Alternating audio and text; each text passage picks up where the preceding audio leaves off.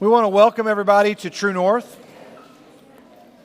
I had to watch a little bit of last week's feed to find out something, and I was watching it, and I know that I talk really loud, and I forget that I have a microphone on, and I yell. So I'm trying. And a couple of weeks ago, somebody said, "Were you mad at us a couple of weeks ago?" I was like, "No, why was I? Why do you think I was mad?" They're like, "Well, you were yelling." I just talk. I feel like I have to project. It's the theater person in me that has to project. I forget that I've got a microphone.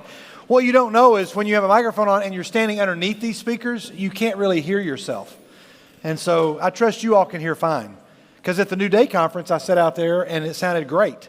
And I realized, so I'm going to try not to yell. I have the opposite problem. Everybody has turned me up. So they turn you down and then they turn me up. Okay, maybe we'll just find a way to balance there in the middle. We want to welcome everybody to True North. Those of you that are joining us online, and we have a lot of folks that I know are tuning in online, we are glad to have you with us. Hey guys, during our 4-minute party, come to the shout-out camera and give a shout-out to anybody that might be watching at home. We're glad to have you here for the final night of a series that we've been doing to kick off. Lots of fun things, several surprises and fun things tonight that I'm excited about. Yeah, right? It'll be awesome. Let's go ahead and do this. If you've got a cell phone, could you silence that so that it's not going to be a major distraction? That would be helpful to us if you could do that. We have a lot of guests in the room, and we are glad to have you with us. If you are a guest and it is your very first time here, in just a minute, we're going to have a 4-minute party. We're all going to stand up.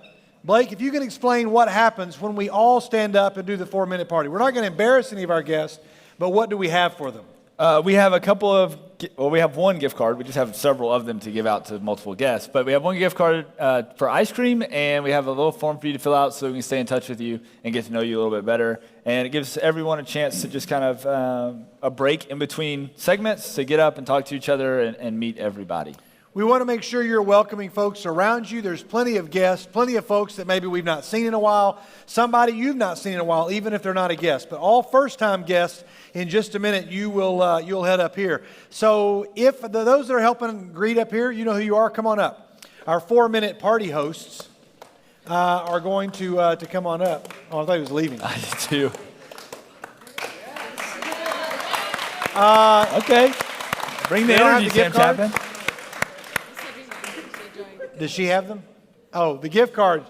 Do you have the gift cards, Vicki? They're back. Oh, they're coming up. Yeah. Very good. Thanks, Hope. Everybody's getting love tonight. Cooper Grubbs, just come stand up here a second.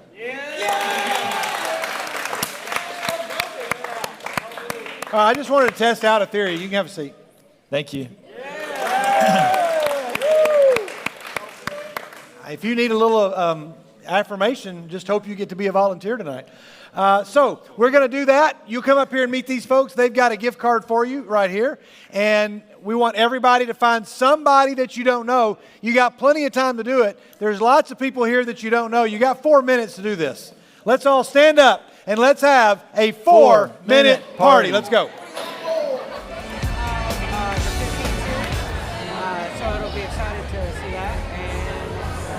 So, what else we're doing after that? So that'll be interesting to see. Yeah. See you guys. Bye.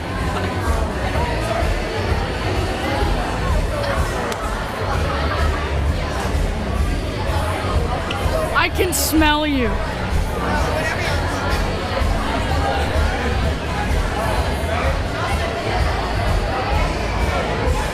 Hey guys, if you're watching online, my name is Gavin.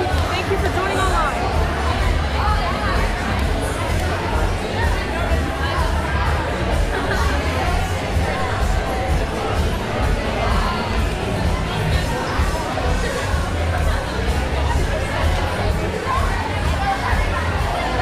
All right, let's make our way back.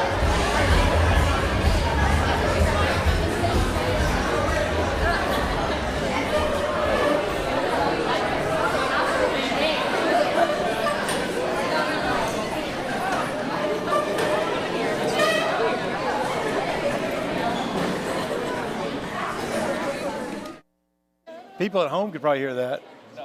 Oh, okay, good. You never know. Yeah, that would be bad. All right, good job. way to greet some folks that maybe you have never met before. Hopefully you got a chance to meet somebody. Good to see many of you. Good to see all of you, but many of you that we've not seen in a while. I should clarify that. Hey, some of you are a little bit older or about to be older. It's time for our birthdays in the borough. Anybody that has a birthday September the 12th to the 18th, come on up if you want to. If you don't want to, fine. Anybody the 12th to the 18th, come on up. Last week there were like 12 people. What was the deal? Nobody's got a birthday this week? Nobody. We're not going to make anybody come up. You want up here? I'll just take my Band-Aid. Just go take our Band-Aid.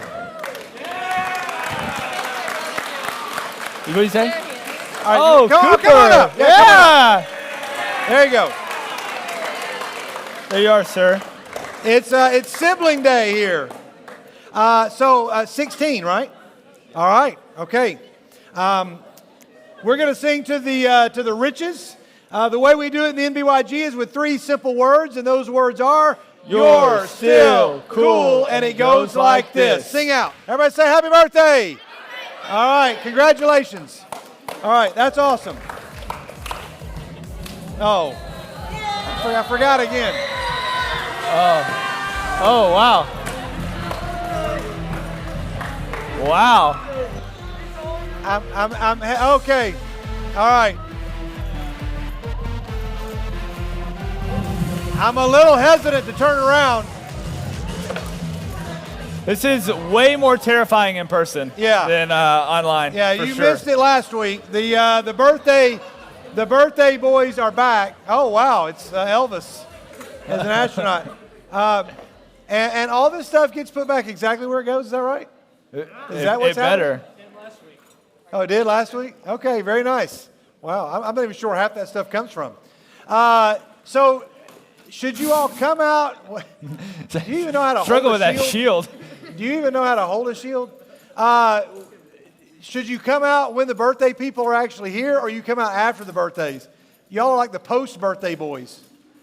Although I'm sure the riches are glad they got a chance to leave before you all came out. So, is there a theme tonight, or just oh, there is a theme. Wait, a specific theme? Okay, we're supposed to guess, right? But are you video game characters? Pirates of the There's Caribbean. a real legitimate theme. Do you have any? Don't say it out loud. Does anybody have any idea what the theme is going on here? Well, you already know it, Mike. It has to do with characters from a movie.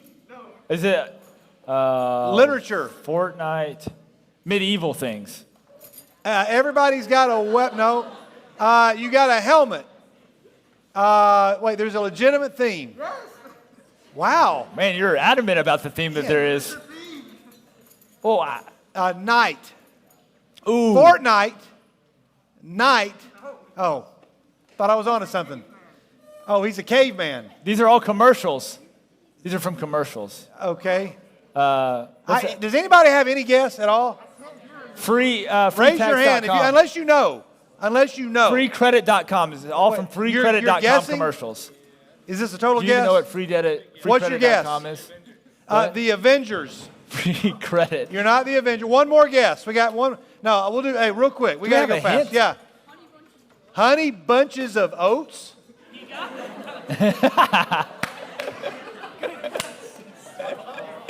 Wait. One more guess. Who really wants to guess? AJ, what you got? Old people? No. All right, I don't know. Did you find out the theme? No, I just got hit in the face. Oh. It's only a flesh wound, though. Who wants to tell us the theme? I don't even know what that is. I mean, I know it's a cereal. All right, what is it? Hey.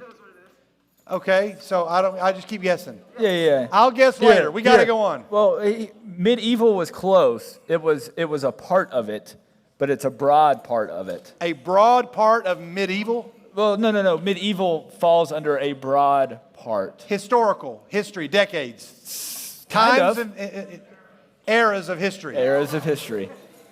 Well, okay, that's... I don't know what that era is. Yeah, what era do they carry around Fortnite weapons? And Thor's hammer. All right. Yeah, but And dinosaurs wear weren't with MTSU cavemen. shirts.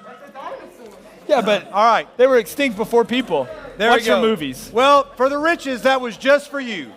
I know you feel very, very special. Man, how am I Okay, not hey, bleeding? Girls Not Out. It's this weekend, everybody. This weekend. Ladies, from 6 to 10 in this building on September the 18th. Pizza, games, movies, and more. $3. $3 to be in here this weekend. All right. But guys are like, wait, don't we get to come to something? Well, we have something for everybody. Something for everybody. And here it is. There you go. So, our fall retreat. That's interesting. I don't know why the slide looks like that. Oh, maybe I took a picture of it. October the 15th to the 17th.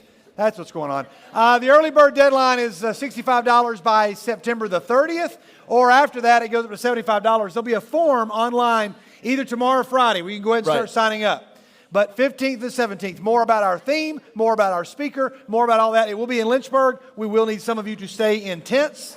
But this is the, and hopefully it'll be for the whole weekend. That's the plan, for it to be the whole weekend. It'll be our first full retreat in a year and a half. We're very, very excited about it. It's going to have some big things planned. Yeah, it's going to be awesome. It's going to be a lot of fun. Okay, all right. It is now time for your pictures of the week, everybody. Pictures of the week. All right, here we go. Everything should just be cake. You think? Everything should just be cake. Like, is that a stack of jeans? No. Yeah. Oh, wow. It is, look at there, it's cake. And what about, oh, look, it's a tray of hot wing. No, it's not. Wow, it's cake. Really good. It's cake with a fondant tray. Fondant. Did I say fondant right? What is this, cake box? Look, it's not a Big Mac, Blake. It is cake. Chocolate cake. Yeah. Well, I don't know what would be worse, though, a Big Mac or cake. Not in a terms of peach. calories. Not a peach, it's cake. Nope, not a strawberry. That is cake. Oh, now it's getting disgusting. Yeah, but if you took a bite All of right, that, there you go. thinking it was Everything is strawberry. cake. This is the exact opposite of just chill. When you say, I'm just going to go and just chill, what do you think of? I'm going to go do. When you Like- say, I'm just going to go and I'm just going to, I need some Either downtime. read a I'm book gonna or go to chill. sleep. Read a book, go to sleep. All right. Yeah, or watch sports. Or what? Watch sports. Oh, watch sports. Okay. This is the exact opposite of just chill. Ooh, nope, no shot. No Yeah. thanks. Nope, I'm not doing that. Yeah, just chilling. Yeah. All right. Here we go. A brief word from the well played department. Oh, what a great department. Yeah. This is good. This took some effort. Don't you hate it when that happens? Oh man, it's stuck. Yeah, he can't. Yeah. He's not, what's he going to do? It's stuck. He can't move it. It's so frustrating when that happens. Just give it a kick, fella. Just give it a kick. Got to unlock. There you go. Yeah, nice. I thought it was well played. Here's your tweet of the week. Only one tweet. Only one tweet of the week. Here we go. I like this. It may only be for people my age or older. So this is for all of you in the back. In the 90s, computers would scream every time you went online. That was foreshadowing. Yeah. Who all remembers that? Anybody up here remember that? Nobody up here remembers what it used to be like to get online. But computers made horrible. Do you remember that? I think so. It just sounds like You it sounds think like an airplane was taking off. Sound like an airplane we're taking off? What kind of airplane have you been flying in? All right, adults, on the count of three, let's just all make your PlayStation 4 best sound like that. impression of a computer in the 90s logging on to the internet. You ready? Can everybody join us? We're either all in or not. Don't leave like one person to do it. All right, ready? Here we go. 1, 2, 3, go. Here we go. Oh, dial up. All right, good. If you would have That's what it sounded like. If you would have said dial up, I would have known. That was the computer's way of saying, don't do this, don't get online. Oh, Are we bringing back a we're segment? excited about this. What is this? Is it Baby Ben Todd again? It is not baby Ben Todd. Oh. Ben Todd graduated. It's time for baby Sam Chapin. Oh. Oh, wow. This is after a happening. recent visit to Sam Chapin's house, this is a segment that may run us many weeks. and then we You will need a come, better and security then maybe system. we'll come to your house. So baby Sam Chap, this is the first of many. I wish we could have a whole collage. Well, we should. Very difficult to pick which one. Here's the one you get this week. Aw. Yeah. Sam, what is baby Sam Chapin? What is the real thought going on in baby Sam Chapin's head right there? I need longer hair.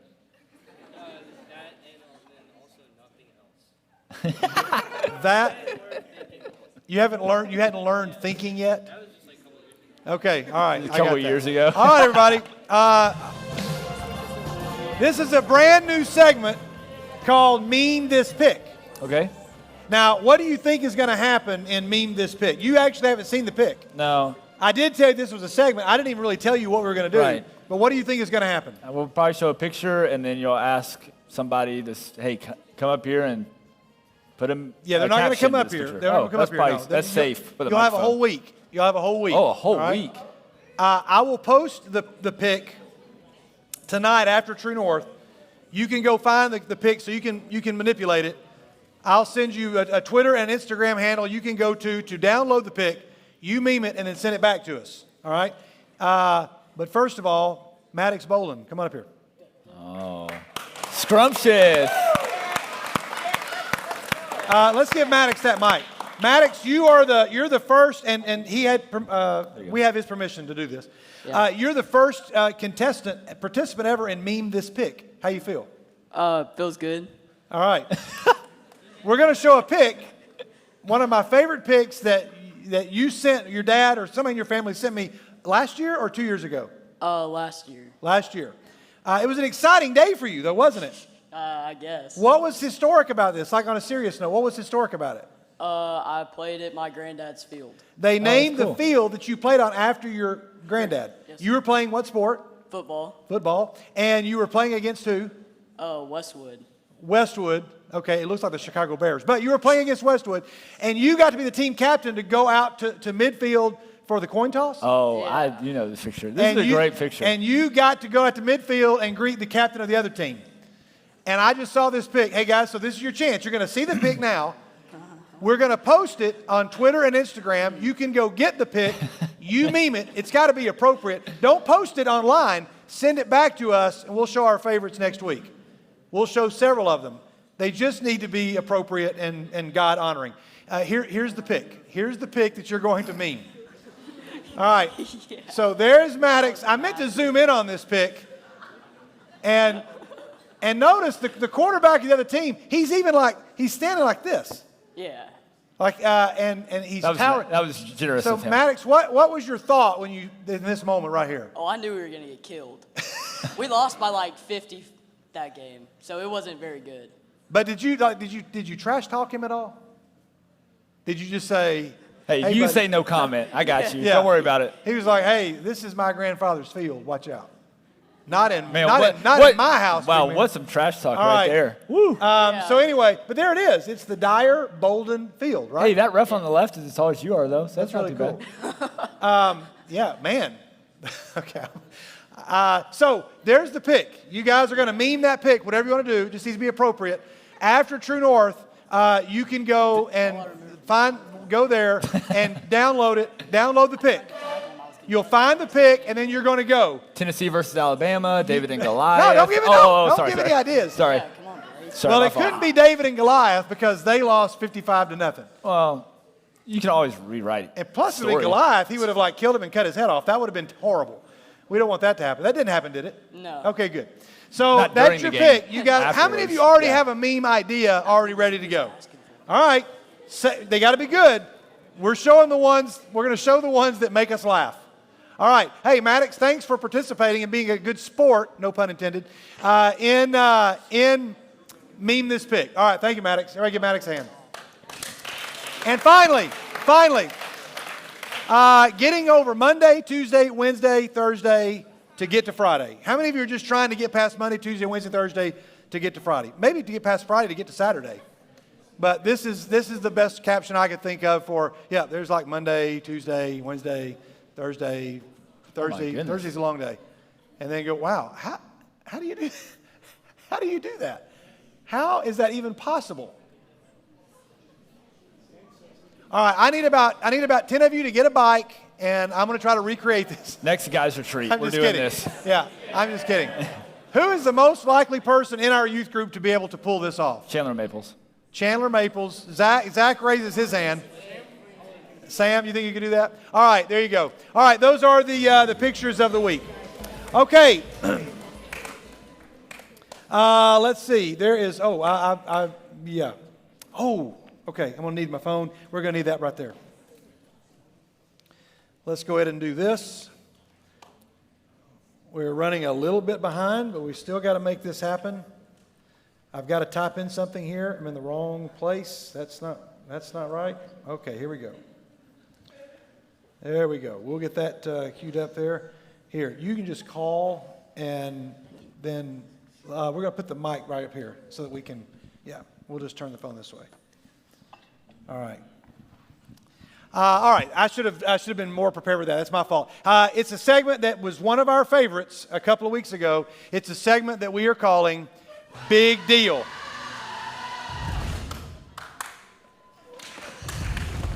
All right. Big deal, big deal. Hey, so how many of you remember Reese Turner, everybody? Who remembers Reese? Well, Reese has moved away. They now live up in Franklin. Reese has done something that is kind of a big deal. Some of you, how many of you bought one of the bracelets? Oh, I got mine on. I slipped. I said it. All right, very good. How many of you have your bracelet on? Some of you bought one of these bracelets. She sold a bunch of bracelets, and I'm going to show the next pic in just a minute. I think we have her on the phone. If you want to put that on speaker, and that mic's turned up. And Reese, can you hear us? Yes. All right, everybody say hi, Reese. Hi, Reese, can you want to say hi to everybody? Hey, everyone. So, Reese, where do you live now, Reese? I live in Spring Hill. Okay. It's about 45 minutes away. All right. Well, we miss you so very much. You were only a part of our group for a limited amount of time, and we know you have great promise. But you did something that was really important. Yes, I did. I'm trying to avoid saying the phrase "big deal." Yes.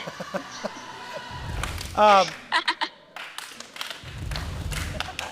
had to explain that, Reese. It is that, but when I say that phrase, they play the obnoxious theme song to this segment that is called that phrase that I tried not to say. So, Reese, you made all the bracelets. Mm-hmm. How much money did you make? I made $1,400. Over how long of a time did it take you to make the bracelets and sell all the bracelets to make that money? I did it on and off for over 2 years. Wow. Now, you got $1,400, right? Yep. And you decide to send this money to an organization. Which organization did you send it to? Healing Hands International. Healing Hands International. And what did they specifically use this money for? They used this money to donate to their disaster relief fund in Haiti for people that were suffering after the earthquake. And what did the money buy for them? 55 water filtration systems. All right, here's a picture I'm showing everybody now of one of these filtration systems. 55 of these, they get plugged into people's houses and give them clean water, which is a major, major problem in Haiti as it is, but a big problem certainly after a hurricane. And so here is, I'm showing people now a Facebook post from Healing Hands International that tells a little bit about your story and shows some of the pictures and tells people how they can give. Reese, anything else you'd like to say about this? We're looking at these pictures now. This is awesome. And after I heard about it, your mom was at a conference that I was at, and she told me about it, and I said, we've got to get pictures and show this. Anything else about the experience you'd like to tell us? No, I just that if you want, like, if you feel like God is like moving you to do something, that even if you're like a teenager, I'm only 13, I was 11 when I started, that it's not impossible to do it. Like, you can do anything with God's help. So just like kind of give courage to everyone who has an idea and wants to help people, but feels like they can't because they're too young, that you're never too young to do anything. That's amazing advice. 50 like water filtration systems, over 50 it's really remarkable. It's incredible. Here's a picture. Reese, thanks so very much. That really is a big deal. Yes, thank you. All right. Hey, Reese, thanks so very much. We miss you. Come and see us. You're welcome to come join us on the fall retreat. Anytime you want to pop in and visit us at True North, you can do that. Alrighty, bye. Everybody say bye to Reese. Thanks, Reese. Take care. Bye-bye. All right, good job. There we go. All right, we have one other thing before we move on. Let's see the next slide. Oh, there we go. All right. Oh, wow. And this slide is up here for a very, very, very specific reason. One that we're pretty excited about. We'll show you why right there. There we go. So 20 years ago in February, this is nice background music. 20 years ago in February, my family showed up here to start our ministry, and for the first several months of that ministry, we were kind of on our own, had volunteers helping us out. But then in September of that year, of 2001, we hired someone to work with us who has been working alongside the NBYG for now over 2 decades. I know that she does not want a big to-do. I did not say the other phrase. I said a big to-do. Did not want a big to-do made about this, but we did want to make sure that we honored her on this month, which would be her 20th year with us. We would like to ask her, which is a lot easier for her to do now than it was just a few months ago. We'd love to have her come up here for just a moment, everybody. Would you please join me in thanking Vicki Laws for 20 years of service to the NBYG. Come on up, Vicki.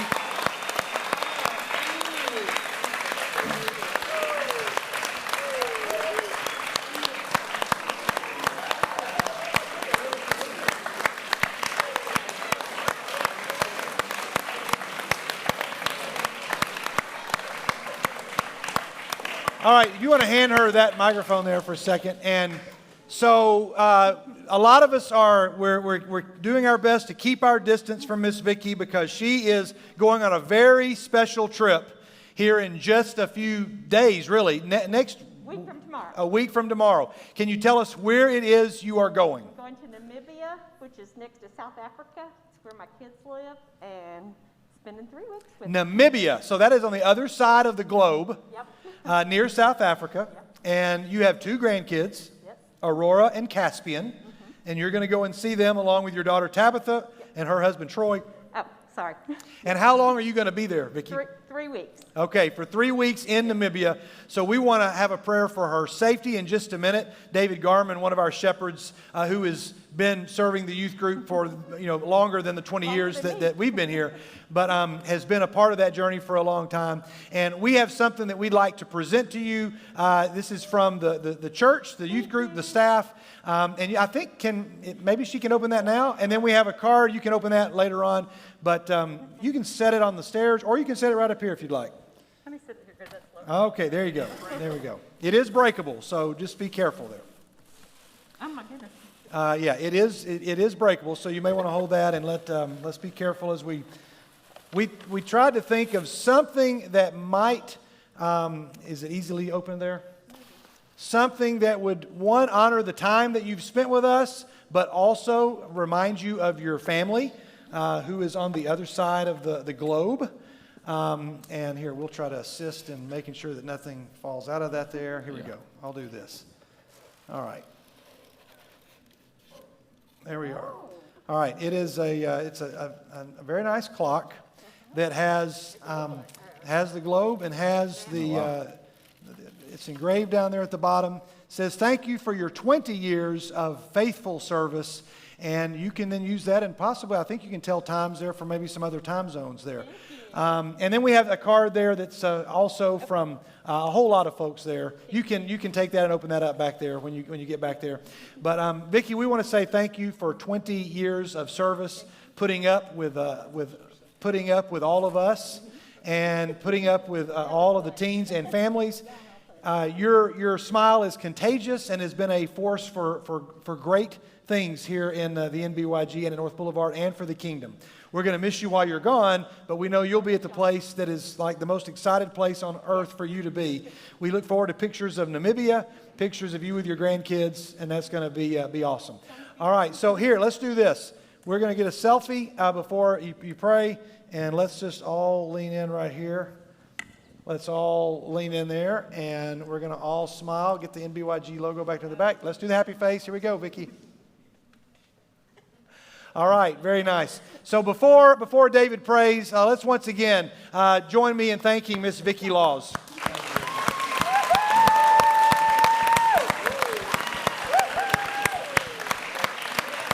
Vicki, we know that Vicki kind of made it clear, I don't want a big to-do, I don't want a whole lot of attention, but we certainly want to do this. And we're just thrilled to be able to celebrate with you before you leave the country, and we look forward to your safe return, and we'll continue ministry together. David, if you want to grab that mic, and let's just say a prayer for Vicki. Let's pray. Our Father in heaven, we thank you tonight for this gathering, that we're able to honor Miss Vicki tonight, God. And God, you know that Miss Vicki was working with this youth group well before Skid showed up at North Boulevard. So even though we're celebrating her 20 years officially working for North Boulevard, she was doing work in helping the teens of this church for many years even before that. And God, we just want to thank you for what she has meant to North Boulevard, what she has meant to the teens of North Boulevard, what she's meant to Skid and his family. And God, we just give you all the honor and glory and praise that Vicki has been able to do this work with us.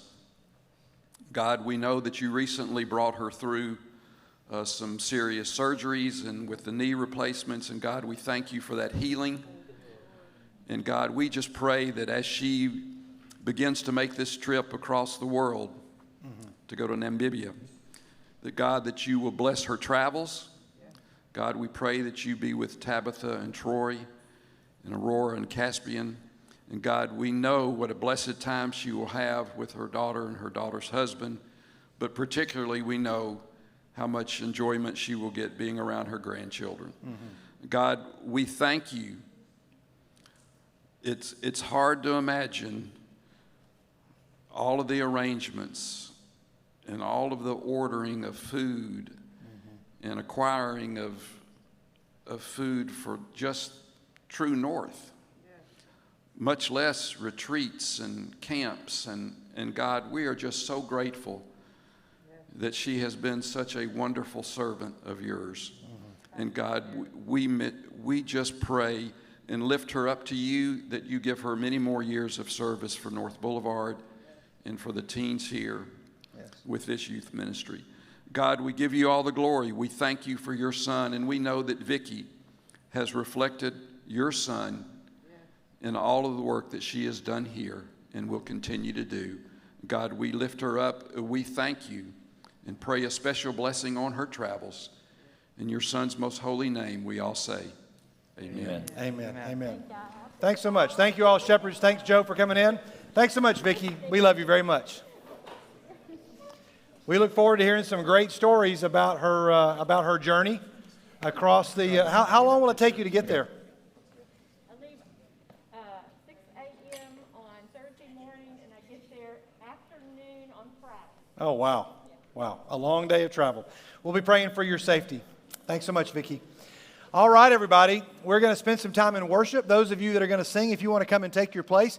Hey, we do have some students who have already kind of prepared themselves to pray with anybody who would need a prayer. Those students who are going to be on our prayer team, if you were served on it last year, if you want to help, you can find one of them and say, hey, I'd love to help with this. Would you all stand up really quickly, just those that are going to be on our prayer team? There's a group of students that are willing to do that. They're going to find their way around the room. And I really encourage you to make use of this. Whether you are a guest, if you're a middle schooler, a high schooler, if you're a parent, find one of these students, and during our time of worship, just say, hey, would you pray for this or would you pray for that? You don't have to give names. You don't have to be specific. You can just say, I just need you to pray for me or with me. And we really want you to take advantage of that. It may take us a while to get back in that routine, but I hope somebody will take advantage of that tonight. We're going to hopefully lock in to the last night of a series that we've been doing for a long time called 15. And whether you've been here for all the series or none of it, or this is your first night, I hope tonight is going to be meaningful as we jump into God's Word. I'm excited about it. And it's time for us to prepare our hearts to do that. So we'll turn the lights down here in just a moment. We'll leave them up maybe just for a bit in case folks want to find these folks to pray. Know that your prayer requests are being prayed for in this room over here that you filled out earlier in the beginning of the month, and we'll continue to do that throughout the month of September. All right, let's go before God in worship. Let's all stand together and we'll sing together for a few moments. We shall assemble on the mountain. We shall assemble at the throne with humble hearts into His presence. We bring an offering of song, glory and honor and dominion unto the Lamb, unto the King. Oh, hallelujah, hallelujah. We sing the song of the redeemed, and at the end of our journey,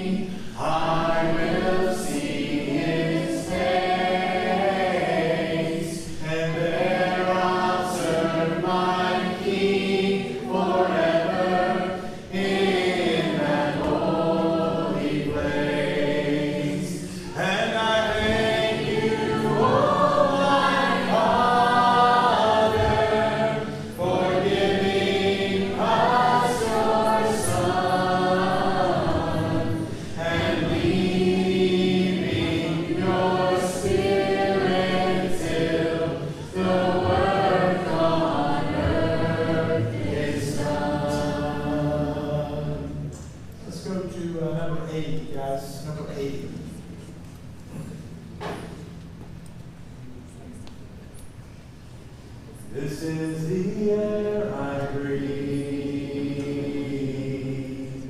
This is the air I breathe.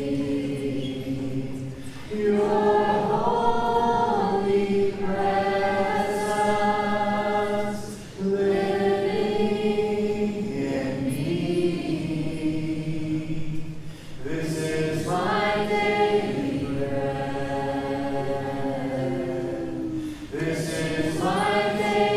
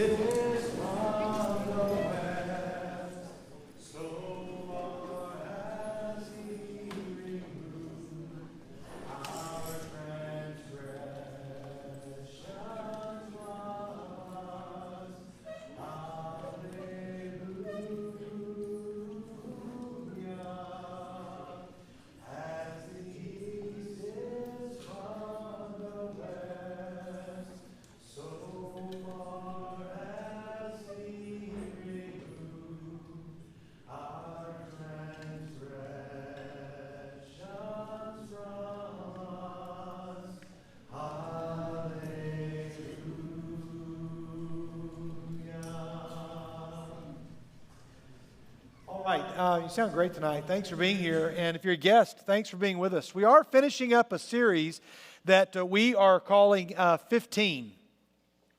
It's a series that comes from the 15th chapter of the Gospel of Luke. It's some of the parables of Jesus and some of the greatest stories that Jesus ever told. And tonight, I wanted to make sure we had time to be able to finish. Got something neat for us to watch and enjoy together at the end. But I want to make sure we wrap up the series. Now, if you've not been, fine, you can go online and listen. You can tune in and listen to the archives. Or you can go and read Luke 15 and pretty much catch up. But my guess is there's a 7th grader, a 12th grader, and everybody in between that my hope is that tonight we'll reach into the heart of somebody who says, you know, wherever God is, He's far away from me. I just feel like maybe I'm a little far away from where God is. Now, there's 3 different ways that we get far away from the shepherd or far away from the one who loves us. Jesus tells 3 stories to illustrate 3 different ways that people get lost. We talked about the sheep. Sheep just kind of wander, and they find themselves looking up and realizing, where'd everybody go? I was grazing, and now all I know is everybody's gone. The shepherd, where'd he go? The shepherd leaves and goes and finds the sheep. He brings him back, and then he tells everybody, come, we've got to celebrate. Let's rejoice. And then Jesus says, and in the same way, there is much rejoicing in heaven over one person who repents than over 99 who don't need to. And then Jesus tells another story about a young girl, probably a teenage girl, hoping one day to be married, that would have a necklace of wedding coins or kind of a dowry.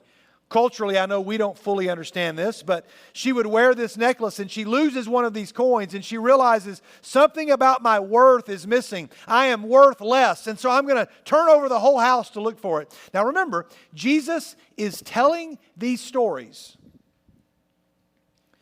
because he was at a party inside of a house eating with tax collectors and sinners, people that the world have written off. Jesus is eating with them. The people outside begin to mutter and say, why are you hanging out with those people? Why should we listen to Jesus when he hangs out with tax collectors and sinners? Jesus leaves that party, turns around to all the people that are muttering. I'm not pointing to you, but there's a crowd out here. And he says, hey, he's like, can we just talk for a second? Can I tell you all a couple of stories? Now, they apparently listen to him. Whether he yells the stories, whether he gets their attention and says, everybody, listen up, I doubt he did that. Otherwise, people probably wouldn't have listened. Maybe he just walked out and they said, oh, Jesus is going to say something. So, I've presented it that maybe he was angry. But maybe he just got out there and he said, hey, I got a question. Suppose one of you had 100 sheep and one of them goes missing. What would you do? He says, I'll tell you what you would do. You'd leave the 99. You'd go find that one sheep. And when you found it, you'd bring it back and everybody would rejoice. That's what you would do. Or suppose you were a girl who had wedding coins, a necklace of wedding coins, and you lost one. You can imagine Jesus saying, has that ever happened to anybody? Like, anybody ever lost one of those coins? It's a pretty big deal. And you'd search the whole house for it, wouldn't you?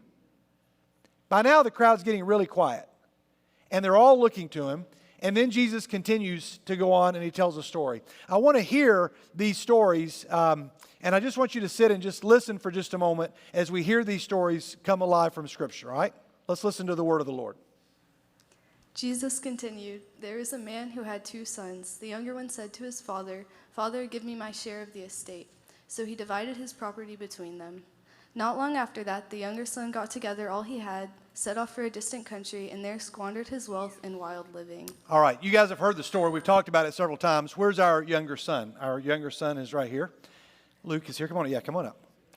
And Luke is represented now for several weeks, the younger son, yeah. Whether Jesus got volunteers up, we don't know. But now the younger son gathers everything he has. He gets his inheritance from the father, and then he heads off for a distant country. Remember the travel brochures we showed last week? The distant country has a lot of temptations to say, hey, stop this way. None of these places are likely none of them are your destination. Most of the places on this rack are not the places that people are going for vacation, but they're a place you might go on vacation. Now, I'm sure some of them are vacation spots, but most of them are just places to kind of distract you on the way to your trip. And I never, ever want anybody in this room to hear me. I'm not pointing a finger. A lot of times I'm confessing to you, as I'll do at some point later tonight, about some of my own journey in my own life, if there's time. But everybody here, you're not alone, by the way, if you said, you know what, I tend to get distracted when I'm heading that way, and I just get pulled that way and that way. I'm not talking about travel spots. Some of you right now are off in a distant country emotionally from your family or in your relationship with God. Some of you have gotten lost because you just kind of wandered away. Some of you have gotten lost because somebody did something to push you away, like the coin gets lost by neglect probably, or an accident. But in this story, this guy says, I'm leaving because I think I can do better with the treasure of the Father than he can. So God, give it to me. Dad, give it to me. I know how to spend it better than you know how to spend it. And so he goes to a far country. This time you don't have to stand up, but you can just go sit back there in the back, because we're going to keep referencing that in just a minute. Luke is headed off to the far country. Now you're like, okay, great story. Got it. Prodigal son, we know the story. Let's make it more about a middle schooler or high schooler in 2021. Again, not to make anybody feel bad or feel guilty, but to bring you into the story. A person who goes and can't control what they look at on the internet is a person who says, God, I know what you have prepared for me. You've got something prepared for me physically. You've got an idea of what sexual fulfillment is like. But why don't you I'm just going to go ahead and take that now, and I'm going to go spend it the way I want to spend it. That's going off into the far country. Going off into the far country is a person who says, you know, God, I know that you want me to be a person of honesty and integrity, but you know what? It takes too much time, and I know that if I can be dishonest and cheat and this or that, even if it's something small or something big, then I can get good grades. I can do it quickly. It'll be a shortcut. That's going off into the far country.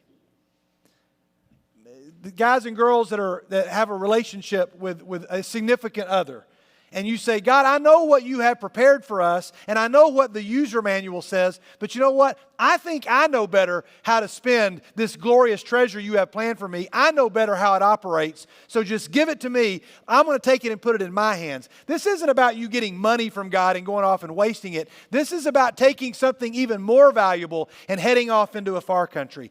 And all of us have done it. Everybody in the back of the room has done it. So if you're sitting there going, oh my goodness, he knows, my mom or dad called him, no, I don't know that.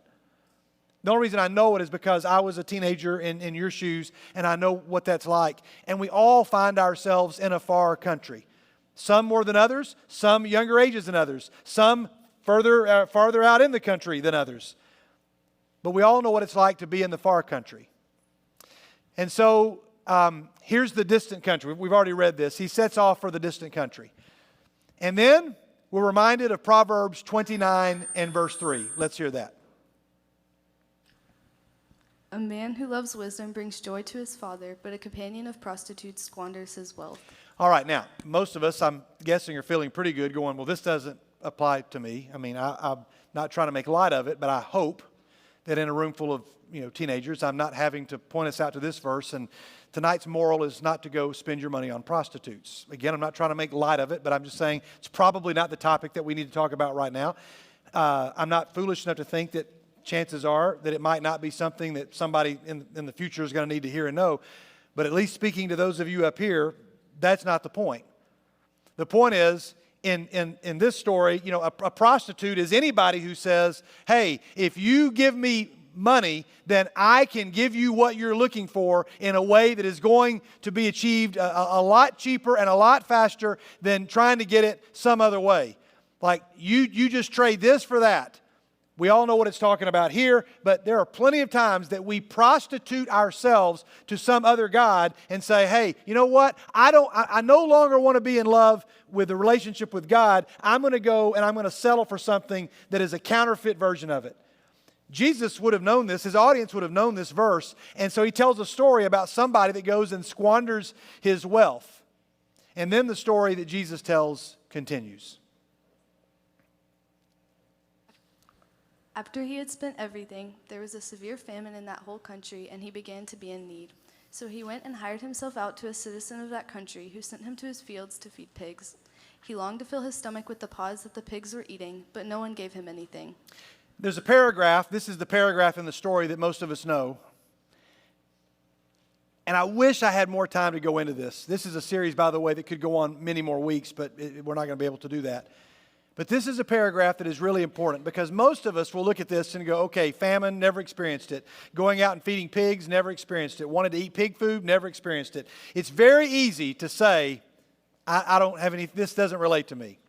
I'll tell you one story of a former student from here. With his permission, I have an opportunity to share parts of his story.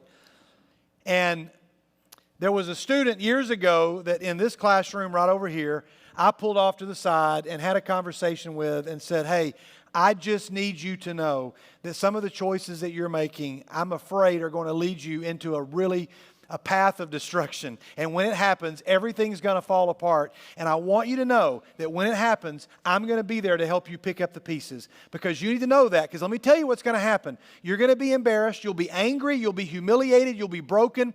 And you will think that everybody who loves you is going to say, I told you so. And guess what? Some of them will because we're human. But you need to know that I will not tell you that, knowing that he probably wasn't going to listen to me as I said any of this. But he at least heard it. He then said some very choice words to me, words that I couldn't repeat here. Let me know what he thought about me. I'm a big boy, and I was a big boy then, even though it was 10 or 15 years ago. It was very hurtful, and he walked out. And I just thought, okay. And the last thing I said to him was, I pray that you are broken but not hurt. And he looked back at me like, the audacity of you to say that to me. I pray that you're broken but not hurt. Well, I found out that he did get in significant trouble and found himself in jail and was in jail for a significant time, was going to be in jail for about 5 months. And I showed up, and we hadn't talked in a long time. I showed up as quickly as I could. We sat across from each other with glass in between us at the county jail. And I'm just telling you right now, none of you wants to do anything to end up there. It is the most unpleasant, one of the most unpleasant places I've been on planet Earth. And some of you may have already had that experience or know somebody who has. But we sat across from each other, and I said, I'll be here to visit you every Wednesday until you're out. And I was able to fulfill that promise with the exception of one Wednesday when I was not able to be there. But every Wednesday for 5 months, I went to go and visit him. And we sat and we discussed this story. I don't know that he's ever heard anything that I said, but he said, hey, you remember that time you told a story about Jesus telling a story about a guy who had 2 sons? And I'm like, yeah. Of course, what I said was, yeah, refresh my memory. How'd it go? Well, I knew the story, but I said, how'd it go? He goes, he had 2 sons, and he got all of his inheritance from his dad, and he left off, and he went into the far country, and he ended up feeding pigs. He's like, you remember that story? I'm like, yeah, I think I remember that story. Here's what he said. He said, well, I know what that means. I said, what do you mean? He said, well, when I first went to visit him, his skin, he was breaking out in horrible scars. And I thought, what's wrong? He was scratching, and when we were talking the whole time he was scratching. I'm like, man, are you okay? He was scratching his skin off. It was not just like I've got an itch. It was really kind of horrifying. And I said, you really need to get that looked at. And after a couple of weeks, they couldn't identify it. The 3rd week I went to see him, he said, hey, they figured out what the problem was. And I said, oh, what is it? He says, I'm allergic to the detergent that they use here. And I was like, oh, I'm glad they figured that out. And he said, and so the solution is they've given me my own detergent, and now I get to wash my own clothes. And I'm like, okay, good, problem solved. I'm glad you're going to be better. He said, you're not thinking this through. And I said, what? He goes, they won't let me out of my cell to just go and wash my own clothes. And I said, okay, so I'm not following you. And he said, I've got to wash my own in my cell.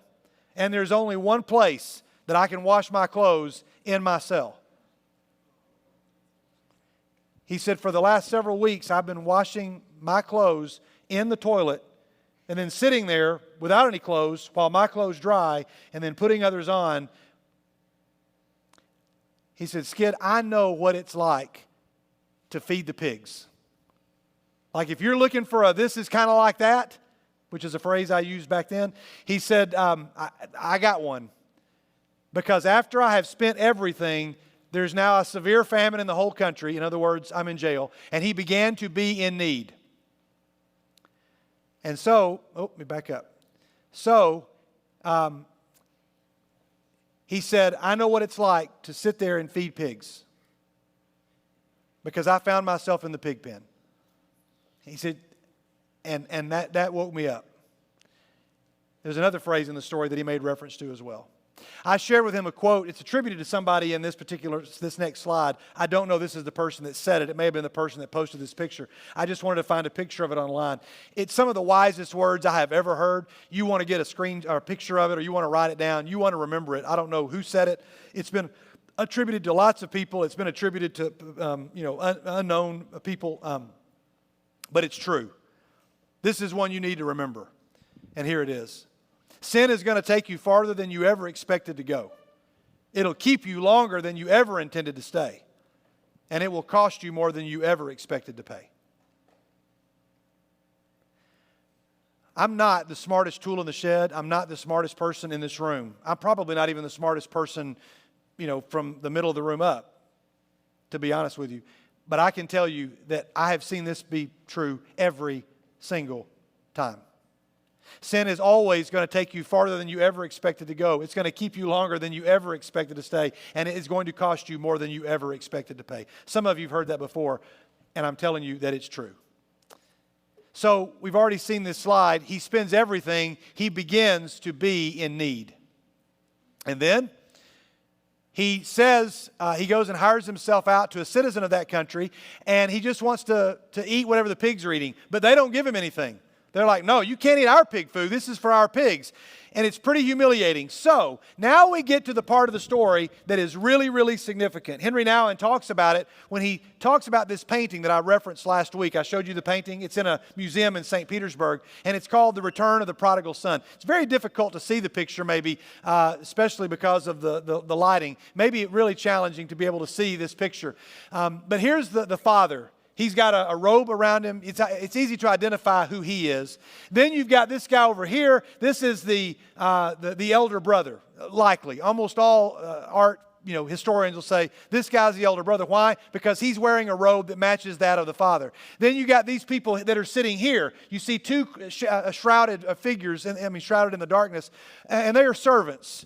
Probably servants in the household. Now, it's again very difficult. You're not even possibly going to be able to see it in the lighting here. You're going to have to go and look up the picture. Even people that see it in the museum will often miss the person that is up in the corner of this picture. You have to take my word for it because I know it's very difficult to see here. But I've tried to zoom in a little bit, and you're not even going to be able to see it in this picture because it is so amazingly dark to be able to see it. But in the picture, there is a character that's way up in the upper left-hand corner. I don't even have a laser pointer to show you. It's way up there in the left-hand corner, a female image. Very difficult to see. And most historians say that's probably this guy's mother. So now you've got the picture here. Again, you can't really even see her up in the far corner. But here's the whole picture. And Henry Nouwen said, I sat at this picture for a long time, hours, just trying to figure it all out. There's some other things about the picture that he points out. He says you have the son whose head is completely shaved. Well, it probably shows that somebody's in need. Somebody's hurting and in need. It also resembles that of a newborn infant. A lot of people say this looks like a child that is being reborn and brought back to its parent and being born again. He's got a bald head. The father's hands are on him, but if you look at the father's hands, you notice something different. There's two different hands, really. It's the same person, but one hand, the hand over here to your left, looks more like a mother's hand or a feminine hand, while the one over here is more rugged and more masculine. Probably Rembrandt suggesting that this guy, as a father, is loving him like a father and like a mother. Then you have his shoes. They're completely worn down. You've got the sandal that is completely broken off, again, which has the more feminine hand is on that shoulder. And then you've got the shoe that's still hanging on, the more rugged hand. Rembrandt's making statements about all this. We don't have time to go into it. I'm just letting you know that there's a lot going on in this picture. And the son has a rope belt to show that he's in need. He's got a bag, and then he's got his sword. The reason that he's got his sword, people think, according to Rembrandt, is that would be a sign of sonship. If you had a sword, it's like your dad giving you his pocket knife or your granddad giving you a pocket knife. He's got his sword, and at least he has not forgotten that he is a son, and it's the last sign of sonship that he has. And he's going to show back up to the dad. Now, even in the best lighting, you're not going to be able to see probably this next thing, which is right up there in the picture. You're going to have to trust me, and you're going to, even then, you can barely see it there. You're going to have to go online on your computer screen to see it. This is something that I was not made aware of in this picture until yesterday. Here in this picture, you've got this, looks like a plaque or something hanging on the wall. And on the wall, you see a picture of a guy that looks like he's playing a flute. Everybody see that? It's a guy that's like playing a flute. You see his hands. He's blowing into the flute. Looks like he's playing the clarinet. It's somebody who is obviously celebrating. He's got a sword right over here. There's the hilt of a sword. He's got a sword. So again, but what you can barely tell, and you have to take my word for it online, but if you go online, you can see it very clearly. Can anybody tell me what that looks like right there? Somebody might be able to see it. I can barely, because I know what I'm looking for, but it's right there. You're looking for the head of an animal. I don't know if anybody can see the snout of a pig right here at the bottom and the pig's ears. This is the head of a pig. It is as though Rembrandt is saying that in this picture, in the Father's house, was some sort of picture that foreshadowed this is what was in this kid's future. All right, I'm sorry about all the lighting challenges. I just wanted to be able to show you that picture. Now we can maybe get some lighting back up. I wanted you to be able to see this picture because Rembrandt's trying to say everything that's going on. There's some other parts that we've got to get to. I showed you parts of this quote last week, and I only want to show you 2 slides of it because it's worth seeing again. If you weren't here last week, this is worth seeing. Nowlan says, I leave home every time I lose faith in the voice that calls me the beloved, and I follow the voices that offer a great variety of ways to win the love that I so much desire. I am beginning to see how radically the character of my spiritual journey will change when I no longer think of God as hiding out and making it as difficult as possible for me to find Him, but instead as the one who is looking for me while I am the one doing the hiding. I don't know who this speaks to, but you're if you think, oh my goodness, that's me, you're not the only one that this is speaking to. And so the story continues. Let's hear it again. Keep going. When he came to his senses, he said, how many of my father's hired servants have food to spare, and here I am starving to death? I will set out and go back to my father and say to him, Father, I have sinned against heaven and against you. I am no longer worthy to be called your son. Make me like one of your hired servants. So he got up and went to his father. All right, now we're getting close to landing this plane. We got a lot of ground to cover in a very short amount of time. You guys are doing a great job kind of locking in. So let's stay with me for just a minute. The son then comes up with a speech. The son is back there. Luke, just stand up. Everybody turn and look at Luke. Don't wave at anybody, Luke. Nobody's excited to see Luke. Nobody cheer or clap for Luke now. We all love you, Luke. But Luke represents somebody that is off in the far country. Now, we also are acting out what Luke probably feels like in this moment, that everybody in the room is looking at Luke and he's thinking, the minute that I return to the Father, I'm going to get a whole bunch of, oh my goodness, where's Luke been? Oh my goodness, there's Luke. You heard what Luke did. Oh my goodness, Luke. Oh, we all have felt it. Everybody's felt it. Matter of fact, some people are feeling it, and that's why they're not here. Because they say, I can't go back in that room because everybody knows this, or they think they know that, or they thought that, and everybody's going to judge me. I'm not going back to that place. I don't want to hear I told you so. Or maybe they're not thinking, I don't want to hear I told you so. They're just thinking, I don't want to go back there because I am no longer worthy to be back there after what I did. I'm not worthy. They're not worried about what you're going to think about them. They're worried about what they think about themselves. And so Luke, we're just making that this guy's name, Luke comes up with a story. Now, students, here is where I've listened to so many things, read so many things all of my life about this story, and there's 2 different ways to look at this. Luke comes up, and Luke, come up here for a second, because now we're going to have you be back in the far country. Luke begins to come up with a story, and he says, you know what? I don't have any food. But Luke, who do you know, based on this text, who do you know that does have food? Yes, very good. He says, my servants have food. My father's servants have food. And I bet you they'll give me some of that food. So, listen carefully, everybody. Here's the story. He says, when he came to his senses. By the way, this kid that I visited in jail, that was the moment he said, I came to my senses. Bending over the toilet.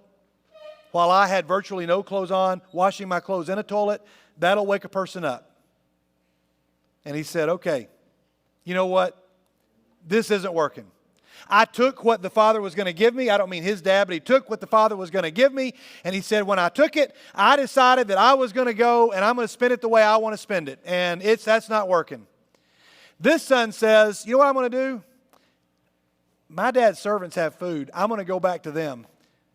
I will set out. I'm going to go back to my father, and here's what I'm going to say. And then he comes up with this speech. Father, I've sinned against heaven and against you. I'm no longer worthy to be called your son. Make me like one of your hired servants.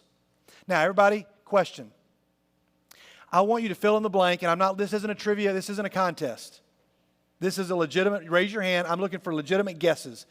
There's no trying to be right, because I don't know there's a right answer. Fill in this blank, somebody. Somebody be brave enough. He comes up with this speech because he is blank. He comes up with this speech because he is blank. Somebody give me one answer. Raise a hand. Raise your hand. Yes.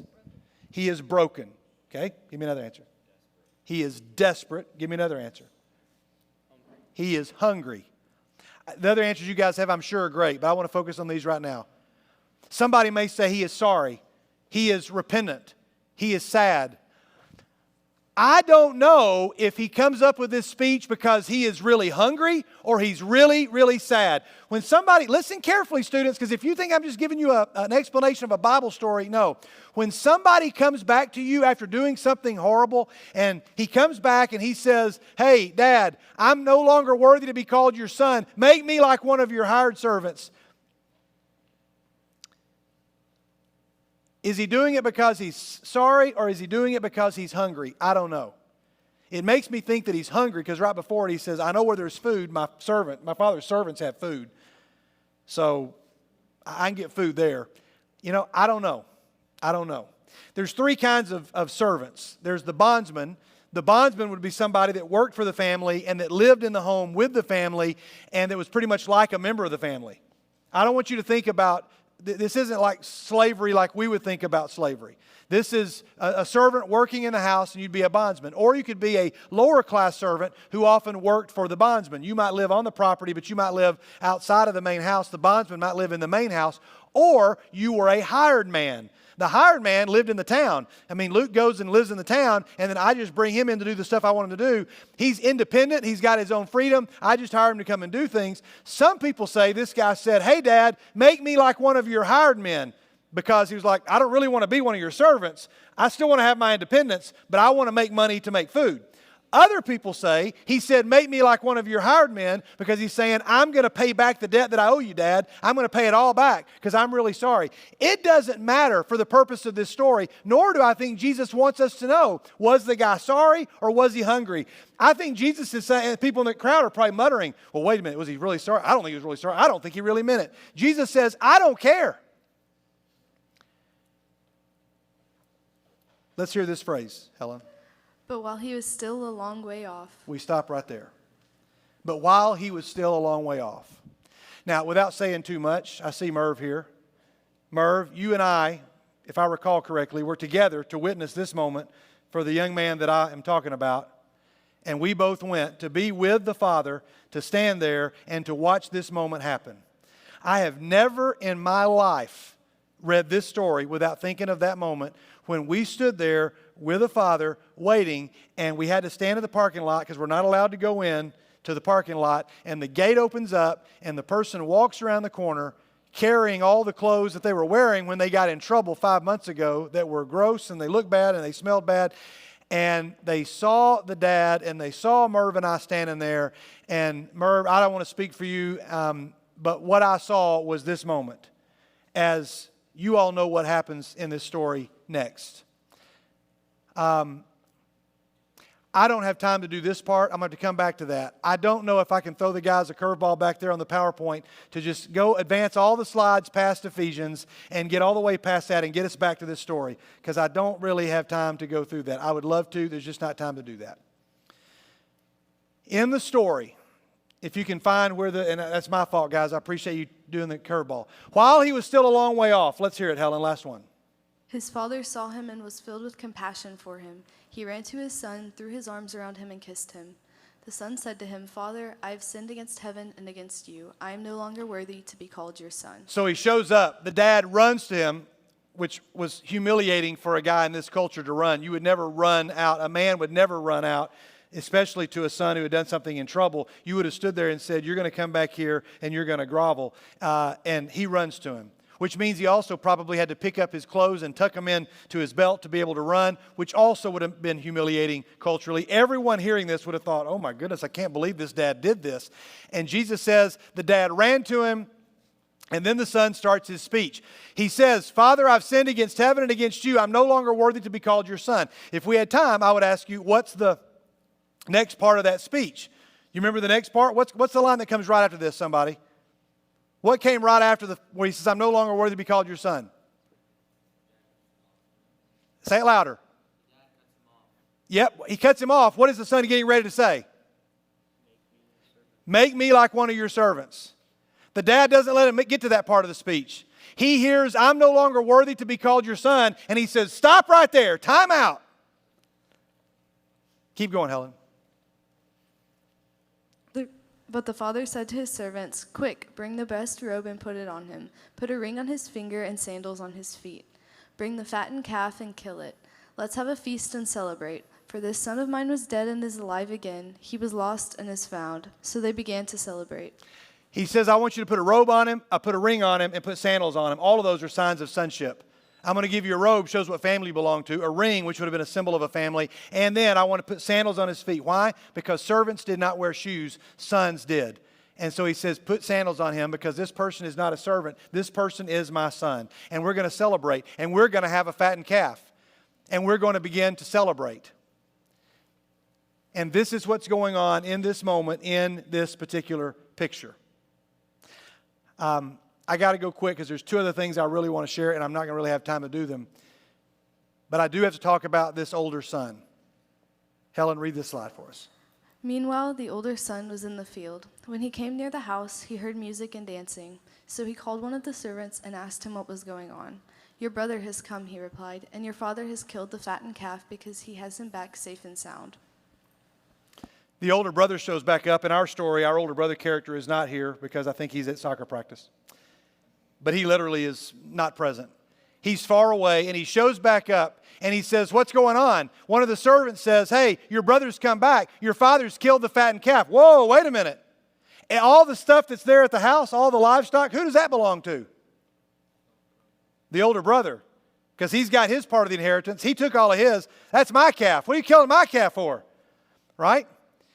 The older brother becomes angry and he refuses to go in. Now imagine Jesus telling, I got to go so fast. Imagine Jesus telling the story and he's looking and he's got maybe a volunteer. You're the crowd. The Pharisee, the tax collectors and sinners are still in the house eating their dinner. They're still waiting on Jesus to come back. And he says, the older brother stood outside the party and said, I'm not going in there because I don't want to be anywhere near that guy. They're starting to feel like, you talking to us? And he says, look, all these years I've been slaving for you and never disobeyed your orders. Yet you never gave me even a young goat so I could celebrate with my friends. But when this son of yours, who has squandered your property with prostitutes, comes home, you kill the fattened calf for him.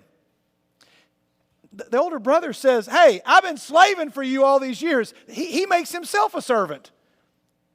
The son's over here saying, hey, just make me a servant. And the other guy over here says, hey, I've been slaving for you. But when this son of yours, and then, let's hear it, Helen. My son, the father said, you are always with me and everything I have is yours. But we had to celebrate and be glad because this brother of yours was dead and is alive again. He was lost and is found. The father says, we got to celebrate. Because this brother of yours was dead, he's alive again, he was lost, and now he's found. There's like three pieces of this that I'm going to have to find a way to work into another story. I'll get to that picture of me and Brent later on. I want to tell that story. I really want to tell it badly. I don't have time to tell it. But I will try to work it into a future one because it is that trip, that picture, just for your own amusement, I'll show you the picture of me and Brent from college. There we are. Yeah, weren't we adorable? I don't know why I'm wearing a Brady Bunch shirt. And here we are on the bus. Brent's reading the newspaper, and I got gonzo, and I put pins of all the places that we saw on the trip. We went on a mission trip to Miami. I'll at least tell this part, and then we'll let you watch something and wrap up. We go on a trip together, and I was in grad school. There's so much to this story that I'm actually not even going to tell this part. I can't tell this part of the story. It'd be wrong for me to tell that. I'm going to back up. I'm going to tell you that later because it would be a disservice to tell you the moment that God got a hold of my heart was on that trip. Now, those are goofy pictures. Brent had no idea what I was going through when I went down on that trip. I was there with 2 other people from my school that I didn't know. We met a bunch of people from Lipscomb, and we went on this trip, and my life was in a place where God was either going to get a hold of me or I was going to go deeper into the far country. And there was everything possible that happened to keep me from going on that trip. 3 different cars broke down to get us to Nashville, to the point that I realized Satan does not want me on this trip. And I told a friend, I will pay whatever it takes to get your car to get me to Nashville. I've got to get from Memphis to Nashville because Satan does not want me on this trip. And I finally got it. And I wish I had time to go into that, but there's just not enough time to do it. And I'd rather end the other way. The father comes to the son and he says, hey, I want to hear your speech. But Dad, no, I want to hear your speech. I don't care what's happened to you out there. You're my son. And you're back here. They're like, he's just there because he's hungry. Fine, let him eat. He's there because he's broken. Fine, let me hold him. Somebody here is watching this, and you're saying, Skid, you don't understand what I've done. You don't understand that I'm a long way off. Like I am so far from God right now. Yeah, maybe I do have no idea. But I know what it's like to be a long way off. And all I know is in this story, it tells me exactly what God does when somebody is a long way off and they just turn back to Him. But that part has got to happen. That's all that's got to happen. He may be a long way off. Stay facing that way. And as long as God is this way, God, Jesus said the shepherd went and looked for the sheep, but the lady went and looked for the coin. But when he was over there, why didn't the dad go look? Because he says, I can't go and bring him back. If I bring him back, he's still lost. He has to know that he is still a son and not a slave. Now, Luke, turn around. And yet the minute the son turns around and takes one step back towards the house, the father jumps off the porch. You say, well, the father didn't go looking for him. The father apparently was looking for him every single day. How long did it take him to spend all the money he had? Weeks, months. And every day the father stands there because he sees him when he's a long way off. Not when he gets up there in the garden, not when he shows up in the living room. As soon as he sees him come over the horizon, he runs back to him.